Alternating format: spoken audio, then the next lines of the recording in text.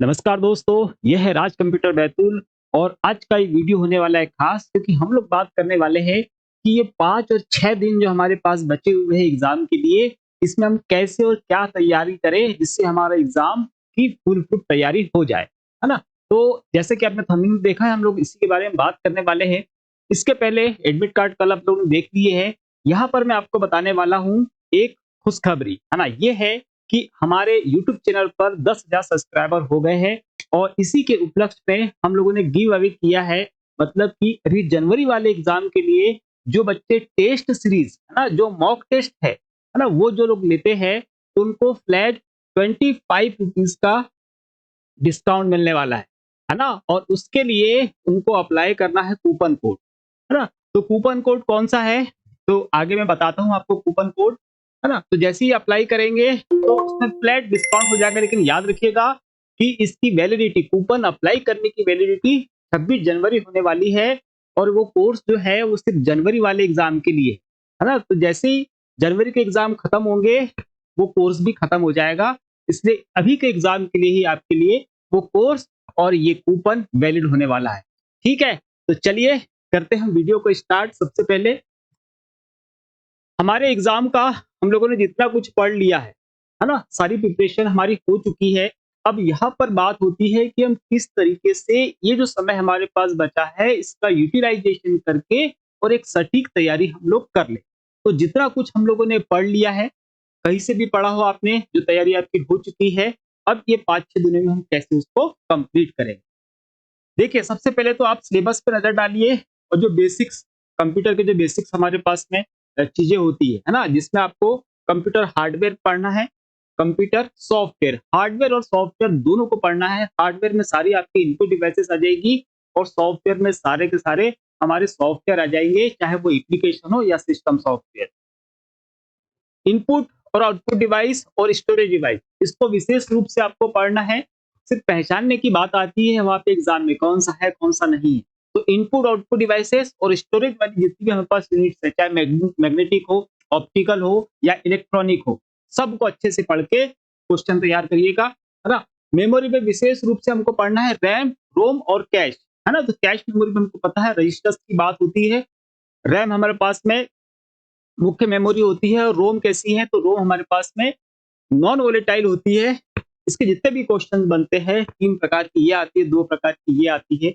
इसको आपको अच्छे से बिल्कुल रिवाइज तेजी से करते हुए पढ़ लेना है ना? Operating system, types of operating system के साथ-साथ अलग-अलग जो वेरिएशन के ऑपरेटिंग सिस्टम आते हैं, विंडोज़ के अलग पढ़ने हैं आपको, आपको एप्पल के अलग पढ़ने हैं और ध्यान से पढ़िएगा मोबाइल के ऑपरेटिंग सिस्टम। जी हाँ, इस बार मोबाइल के ऑपरेटिंग सिस्टम पर भी क्वेश्चंस आने वाले हैं। तो कौन-कौन से होते हैं, मोबाइल कौन से यूज़ करते हैं, एप्पल अपने ऑपरेटिंग सिस्टम कौन सा यूज़ करता है और विंडोज़ में हम लोग कौन-कौन से यूज़ करते हैं, इसके ऊपर सरसरी नज़र भर डालनी है हमको, और कुछ नहीं है। इसके अलावा वायरस और एंटीवायरस, है ना? वायरसेस के नाम, कौन सा वायरस क्या इफेक्ट डालता है, और एंटीवायरस के नाम, एक 10-12 नामों की सूची तैयार कर लेना, और कुछ नहीं। इंटरनेट का बेसिक तो हमको पता ही होना चाहिए, है ना? कि इंटरनेट काम कैसे करता है, उसकी हिस्ट्री क्या है, किसने डेवलप किया है ना? तो इस तरह के क्वेश्चन आपको इसमें, ये मोटे तौर पर इतना जो है ये आपको बेसिक कॉन्सेप्ट में हमारे पास आता है, तो इतना हमारे पास में तैयार होना चाहिए। तो पहले आप बैठो, सबसे पहले नोट्स निकालिए और इसको इतना पहले कंप्लीट कर लीजिए, है ना? जब ये आपका इतना तैयार हो गया, इसके बाद क्या करना है तो देखिए, इसके बाद हम जाएंगे एमएस वर्ड के लिए, है ना? बहुत ज्यादा प्रश्न हमारे पास में वर्ड और एक्सेल के आते हैं, तो इसके बाद जाएंगे हम एमएस वर्ड पे सीधे, है ना? और एमएस वर्ड में आपको जितनी भी प्रकार की फॉर्मेटिंग होती है ना, होम टैब पे जितने भी टूल्स है, कहने का मतलब वो सारे टूल्स को अच्छे से पढ़ लीजिए और याद रखिए प्रैक्टिस करनी है ना? प्रैक्टिस कर लीजिए, समय अगर हो, और नहीं तो सिर्फ पढ़ लीजिए, याद कर, बार बार रिपीट करिए, उसको तैयार हो जाएगा, है ना? Page setup, margin, header footer, table, bullets, numbering, है ना? और याद रखिएगा शॉर्टकट कीज, जितनी भी शॉर्टकट कीज बेसिक वाली तो हमको याद होती, कंट्रोल सी वी बी, या तो हमको याद होती। इसके अलावा जो शॉर्टकट कीज होती है उसको अलग से तैयार करिए, प्रैक्टिस करिए, है ना? देखिए, ज्यादा शॉर्टकट कीज नहीं आती, 2 या 3 शॉर्टकट कीज आएगी, लेकिन जिस शॉर्टकट कीज के बारे में आप पढ़ते हो ना, उसका अलग से क्वेश्चन आ जाता है। वो शॉर्टकट की नहीं पूछ रहा होता, वो ऑप्शन पूछ रहा होता है। तो शॉर्टकट की के साथ में आपके ऑप्शन और टूल बॉक्सेस भी वहां पर तैयार होते हैं। ठीक है, तो एमएस वर्ड में इतनी चीजें मोस्टली आपको पढ़नी है इंपॉर्टेंस देखकर। फिर हम बात करेंगे एमएस एक्सेल में, तो एमएस एक्सेल बहुत इंपॉर्टेंट हमारे लिए, इसके क्वेश्चन जो बेसिक जो है आपको सारे के सारे फॉर्मूले से, है ना, तो बेसिक फॉर्मूले हमारे पास ये रहते ही इतने। इसके अलावा जो जितने भी फंक्शंस हमारे पास में फॉर्मूले है, कौन से फॉर्मूले से क्या होता है, किसका क्या सिंटेक्स है, कैसे आउटपुट निकल के आता है, वो आपको ध्यान से पढ़ना है। इंपॉर्टेंटली पूरे एक्सेल में क्या पढ़ना है आपको, तो फॉर्मूले पढ़ने हैं। इसके अलावा परसेंटेज के ये मतलब परसेंटेज के है, सिंपल कैलकुलेशंस वाले जो फॉर्मूले हैं, ऑल ओवर फॉर्मूले हमको पढ़ने हैं। साथ में फॉर्मेटिंग, फॉर्मेटिंग में सेल को हाइड करना, साइज कम ज्यादा करना, मर्ज करना, कलर फिल करना, है ना, फिल्टर है, सॉर्टिंग है, तो ये वाले जो क्वेश्चन है आपको इसके अंदर पढ़ने हैं। इसके अलावा रो और कॉलम से जुड़े हुए जितने भी ऑप्शंस हमको मिलते हैं कि हम रो कहाँ से इंसर्ट करें, सेल कहाँ से इंसर्ट करें, है ना, सॉरी कॉलम कहाँ से इंसर्ट करें, डिलीट कहाँ से करें, हाइड कहाँ से करें, कितनी रो कितने कॉलम, उसके हेडर हेडर कितने होते हैं, रो की हेडर कैसे होते हैं, कॉलम के हेडर कितने होते हैं। तो ऑल ओवर यहाँ पर बेसिक चीजें इतनी है। और एक चीज और याद रखना है यहाँ पर, जो आपको पढ़ना है वो क्या है, चार्ट, है ना। चार्ट जितने भी हमारे पास में है वो सारे चार्ट्स को आपको पढ़ना है ना, कि कौन से चार्ट का प्रयोग कहाँ किया जाता है। ज्यादा इंपॉर्टेंट क्या है हमारे एग्जाम के लिए, कौन से चार्ट का प्रयोग कहाँ किया जाता है, ये ज्यादा इंपॉर्टेंट है ना। और जो चार्ट्स होते हैं उसके सब चार्ट्स भी होते हैं, एक चार्ट है उसके सब चार्ट भी है। तो जाइए एक्सेल ओपन करिए, चार्ट वाले इंसर्ट चार्ट करिए, और आप इस चार्ट के अंदर के जो चार्ट है उसको भी आप देख लेंगे, नाम याद कर लेंगे, बहुत ईजी हो जाएगा, है ना, ज्यादा दिक्कत नहीं आएगी। मोस्ट इंपॉर्टेंट चार्ट के लिए याद रखना किस चार्ट का प्रयोग कहाँ और कब करके। फिर हमारे पास में है मोटी तौर पर जो यूनिट है जिसके ज्यादा क्वेश्चन हमारे एग्जाम में आते हैं और हमको थोड़े से वो लाइन से हटा भी देते हैं, नेटवर्क और इंटरनेट के क्वेश्चंस हमको पढ़ने, है ना। देखिए मेन मेन टॉपिक की बात करिए, हमने हमने बेसिक पूरा पढ़ लिया, देन उसके बाद में वर्ड, एक्सेल और उसके बाद में नेटवर्क, इन्हीं के सबसे ज्यादा हमारे एग्जाम में क्वेश्चंस आते हैं। तो नेटवर्क में और इंटरनेट में आपको क्या पढ़ना है, तो नेटवर्क के मॉडल, ओएसआई मॉडल और टीसीपी मॉडल दोनों को पढ़ना है। ओएसआई में हमको पता है 7 लेयर होती है, टीसीपी में हमारे पास में 5 लेयर होती है। ठीक है, और इसके जो पूरा क्रम है सीक्वेंस का, ये हमारे पास में किसका है, ये टीसीपी का है। और ओएसआई का तो हमको मालूम है ना, कहाँ से चलेंगे हम, नीचे से लेकर ऊपर तक की, फिजिकल से एप्लीकेशन लेयर तक, है ना। नेटवर्क के प्रकार, टोपोलॉजीज, है ना, डेटा ट्रांसमिशन पढ़ना है आपको जिसमें एनालॉग, डिजिटल, बैंडविड्थ, थ्रूपुट, है ना, ये सब के क्वेश्चन हमारे एग्जाम में रहते हैं। तो यहाँ पर जो जो टॉपिक मैंने लिखे हुए है इसको पढ़ लीजिए, बस रिवाइज करना है, एक ऐसी नजर डाल लोगे आपका काम हो जाएगा। प्रोटोकॉल विशेष रूप से पढ़ने, है ना, आईपी, आईपी 4, 6, है ना, सबनेट, परिवहन protocol, application protocol, network protocol, protocols अच्छे से पढ़ लीजिए। प्रोटोकॉल में क्या क्या पढ़ना है आपको, उसके फुल फॉर्म पढ़ने हैं, पहली चीज। प्रोटोकॉल में क्या पढ़ना है, उसके फुल फॉर्म, पहली चीज। दूसरी चीज कि कौन सी, है ना, भैया ओएसआई मॉडल है, इसकी कौन सी लेयर पर कौन सा प्रोटोकॉल काम करता है। और तीसरा जो इंपॉर्टेंट हमारे पास में है कि उस प्रोटोकॉल का काम क्या है ना, उसका काम क्या है, कौन सी लेयर पर रहता है, और साथ में उसका फुल फॉर्म हम पढ़ लेंगे, हमारा काम हो जाएगा। ठीक है, तो प्रोटोकॉल्स में इतने हैं, नेटवर्क मॉडल पढ़ने हैं, नेटवर्क के प्रकार पढ़ने हैं आपको, है ना, और ट्रांसमिशन, डेटा ट्रांसमिशन करते हैं ना, एनालॉग, डिजिटल, ये वाले, है ना, और सिंप्लेक्स, डुप्लेक्स, फुल डुप्लेक्स, इसको भी थोड़ा सा थोड़ा पढ़ लेंगे तो काम हो जाएगा। इसके अलावा जो हमारे नेटवर्क रहते हैं, नेटवर्क में हम प्रयोग करते हैं क्या, हार्डवेयर, है ना। तो हार्डवेयर डिवाइसेस जितनी भी है उनके कहाँ प्रयोग किया जाता है ना, हार्डवेयर डिवाइसेस जो है कहाँ प्रयोग किया जाता है उसमें, उसका एक्चुअल क्या काम है उस हार्डवेयर का, है ना। तो वो याद से देखना है आपको। मीडिया देखने हैं आपको, जितने प्रकार के केबल हमारे पास में, है ना, चाहे कोएक्सियल केबल हो, इथरनेट केबल हो, फाइबर ऑप्टिक केबल हो, और वायरलेस टाइप के भी सभी, है ना, ये हम वाईफाई के लिए यूज कर रहे हैं, रेडियो वेव यूज कर रहे हैं, सूक्ष्म तरंगे यूज कर रहे हैं, सैटेलाइट वाले यूज कर रहे हैं। तो ये सारे जो माध्यम है मीडिया है, तो वायर्ड वाले और वायरलेस वाले, इसको पढ़ना है।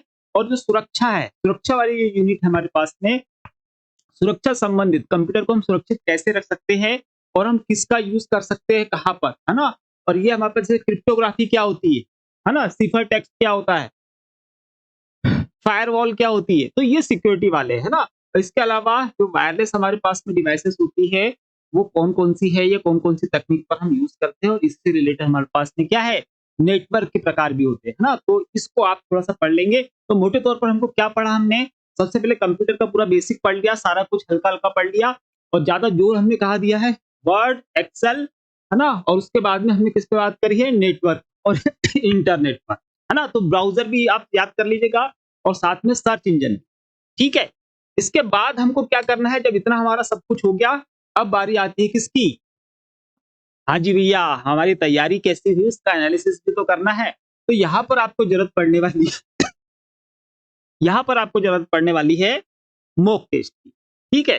तो मॉक टेस्ट के लिए पहले तो बता दूँ कि जैसे कि हमने बोला था कि आप एप्लीकेशन डाउनलोड करके रखिए, उसकी लिंक डिस्क्रिप्शन में भी है अभी भी, तो उसको आप डाउनलोड कर लीजिए और हम जैसे ही एडमिट कार्ड आएँगे, वैसे ही आपको देंगे फ्री टेस्ट। तो हम लोग फ्री टेस्ट दे रहे हैं। फ्री टेस्ट याद रखिएगा, हम जो फ्री टेस्ट दे रहे हैं, तो हम उसमें 2 टेस्ट दे रहे हैं। पहले से उसमें टेस्ट डले हुए हैं, उसके अलावा हम 2 टेस्ट दे रहे हैं 25-25 नंबर के और ये कैसे हैं? ये हिंदी प्लस इंग्लिश दोनों में। ठीक है? इसके अलावा चूँकि हमारे 10 के सब्सक्राइबर हो चुके हैं, तो उसका फ़ायदा हम इन स्टूडेंट्स को भी देना चाहते हैं। तो इनके लिए हम लोगों ने क्या किया है, एक फुल टेस्ट कितना 75 नंबर का है, ये भी यहाँ पर हम दे रहे हैं, है ना? तो ये वाला जो हम देने वाले थे, तो देने वाले थे ही, ये वाले हमने इसलिए दे दिए कि हमारे 10 के सब्सक्राइबर हो गए, तो अभी जो जिन लोगों ने सब्सक्राइब नहीं किया है, जल्दी-जल्दी सब्सक्राइब कर दीजिए, है ना? ताकि हमारा परिवार और बड़ा होते चले और आप लोगों को मैं नए-नए ऑफर दे सकूँ। तो 10 के सब्सक्राइबर पे आपको एक फुल टेस्ट मिलता है विथ हिंदी एंड इंग्लिश और जो हमारा बात हुई थी, उसमें हिंदी और इंग्लिश के 2 टेस्ट आप लोग को मिल रहे हैं 25-25 नंबर के, जिसमें कंप्यूटर। इसके अलावा जो मॉक टेस्ट जैसे कि 10 के सब्सक्राइबर हुए तो अगर कोई परचेस करना चाहता तो उस पे हमने कूपन कोड की बात कर ली है। तो वहां पर जाएंगे तो जो हमारा 200 प्लस का था, है ना? 200 प्लस का जो हमारे पास में मॉक टेस्ट था, उस पे फ्लैट 25 रुपीज का हम लोग क्या दे रहे हैं? डिस्काउंट दे रहे हैं, है ना? तो और उसकी वैलिडिटी क्या होने वाली है? इसी एग्जाम तक के होने वाली है, अगले एग्जाम तक के वो नहीं जाएगा। और कूपन अप्लाई करने की जो डेट है वो 26 जनवरी है, 26 जनवरी तक अप्लाई करेंगे तो वो वैलिड हो जाएगा। और उसमें आपको जो कूपन कोड हमारे पास पे है वो है RAJ10 और K, है ना? ये कूपन कोड आप डाल दीजिएगा जब आप मॉक टेस्ट को परचेस करते हैं, तो वहां पर आपको एक्स्ट्रा 25 रुपए का डिस्काउंट मिल जाएगा। उस पे पहले से डिस्काउंटेड डले हुए हैं, उसके अलावा आपको ये वाला डिस्काउंट जो है उसमें अलग से फिर से मिल जाएगा, ठीक है? तो जाइए टेस्ट दीजिए। टेस्ट हमको क्यों देना है, अब इस पे हम आ जाते हैं। देखिए, आपकी मॉक टेस्ट से हमारी तैयारी का जायजा हमको मिलता है ना? कि हमारी तैयारी एक्चुअल में हुई कैसी। और एक बार हमने टेस्ट दे दिया तो उसमें हमारी कमियां हमको दिख जाती है ना? तो क्या करना है आपको? फुल मॉक टेस्ट देना है, कहाँ आपकी गलतियां है उसको नोट करना है कि ये इसके क्वेश्चन में से नहीं बने, दिक्कत दे रहे थे, है ना? इसका आंसर मेरा गलत हो गया है। तो ये आपको यही पता चल गया, यही पता चल गया ना? एग्जाम हाल में पता होने से अच्छा है कि यही पता हो गया। इसलिए मॉक टेस्ट दिए जाते हैं। मॉक टेस्ट सिर्फ आपकी तैयारी का जायजा के लिए होते हैं कि किस तरीके से आपकी तैयारी हो गई है, गलतियां पता चल गई यहीं पर। अभी समय है, हम उस पे टॉपिक पे बात करेंगे, चर्चा करेंगे, है ना? और जिन लोगों को दिक्कत जाती है ना? जो क्वेश्चंस नहीं बनते हैं टेस्ट देने के बाद में, आप वीडियो में कमेंट कर दीजिए, उसके लिए स्पेशल वीडियो हम लेके आ जाएंगे। अगर बात वहीं पे कमेंट में समझाने वाली होगी तो समझा दिया जाएगा, अदरवाइज उसके टॉपिक को उठाकर और हम लोग दे देंगे, जितने भी क्वेश्चन वहां पे कमेंट्स आएंगे उसके अनुसार एक वीडियो बनाकर डाल देंगे, है ना? इससे आपके वीक टॉपिक पता चल जाएंगे, है ना? और वीक टॉपिक का आप रिवाइज कर लेंगे। हो गई तैयारी, और क्या चाहिए, है ना? तो मॉक टेस्ट से आपकी तैयारी पता चल जाएगी कैसी हुई है और सीधे सीधे आप जब जाएंगे एग्जाम में तो जाहिर सी बात है कि आपका चेहरा बिल्कुल खिलता हुआ आएगा वहां से। ठीक, इसके बाद की बात अगर हम बात करें, अब आती है फाइनल रिवीजन की।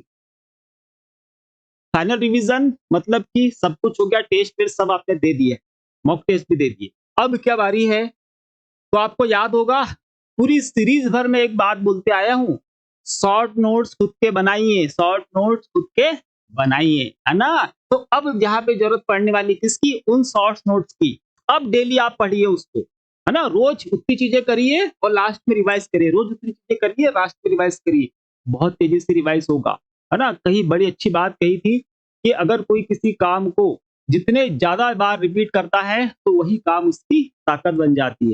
तो जितना ज्यादा आप रिवाइज करते हो उतना ज्यादा आपका सब्जेक्ट स्ट्रांग होता है। ठीक है, तो रिवाइज करिएगा शॉर्ट नोट से, शॉर्टकट कीज एक वर्बल नजर से आपको डालना है इसमें, है ना। वर्ड एक्सेल के कमांड थोड़ा सा ज्यादा, वर्ड एक्सेल पर ज्यादा जोर देना है, और टाइपिंग की प्रैक्टिस तो आपको करनी ही है ना। टाइपिंग की प्रैक्टिस आप करते रहिएगा। इतनी चीजें के बाद मुझे नहीं लगता है कि आपका पेपर रुकेगा, है ना। और याद रखिए यहाँ पर ये गलती नहीं करना। क्या लिखा है? नया टॉपिक नहीं पढ़ना है, ये गलती करना ही मत।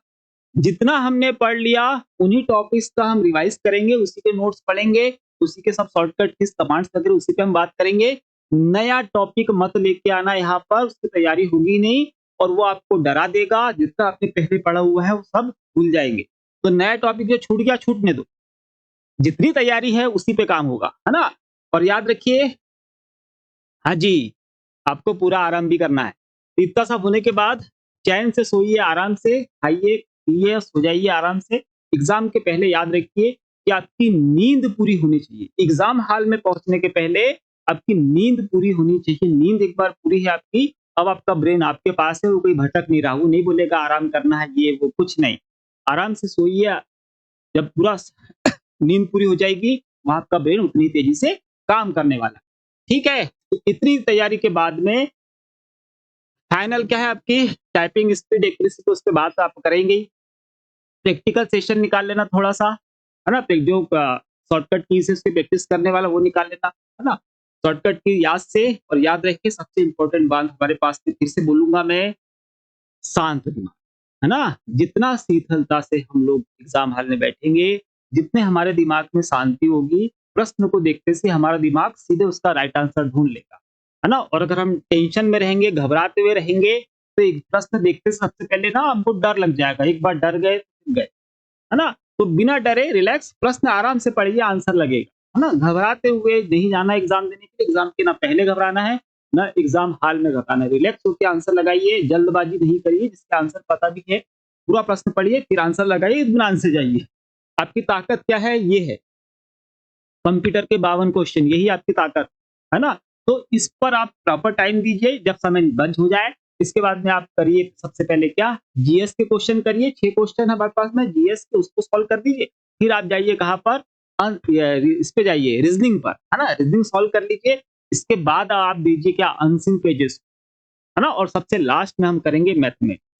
बन गया तो लाख का, नहीं बना तो कोई बात ही नहीं, है ना। तो मैथ्स को हमेशा लास्ट में रखिए, वो आपका बहुत ज्यादा समय जो है खा जाएगा।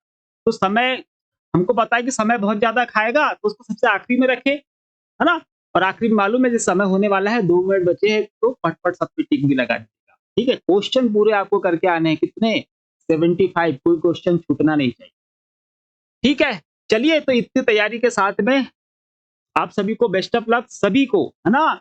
यहाँ से लेकर 31 तारीख तक जितने बच्चे हैं सभी को मेरी तरफ से बहुत सारी शुभकामनाएं। हम अभी भी आपके साथ बने हुए, अभी रोज वीडियो आएंगे, रोज देंगे, कंटेंट देते रहेंगे। जिन लोग के एग्जाम पहले हो जाएंगे वो मुझे कमेंट में बता देंगे ये टॉपिक के क्वेश्चन है, उसके लिए फिर आगे वाले बच्चों के लिए हम वीडियो जरूर लेकर आएंगे। ठीक है, तो all the best for your exam, और हम मिलेंगे अब शाम को। ठीक है।